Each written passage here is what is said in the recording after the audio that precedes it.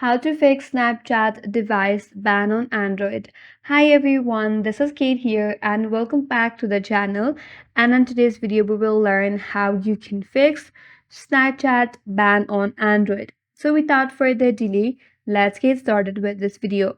So if your device has been banned and if you're getting a message or if you are having Snapchat not being opened in your device, so the first option is to uninstall the Snapchat completely. So uninstall Snapchat completely. After that, reinstall it from the Google Play Store and check if that will help you fix your problem or not.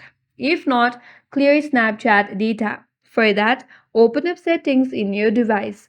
Tap on apps, tap on see all apps, tap on the search icon at the top right, then search for Snapchat. Scroll down, head over stories and cache.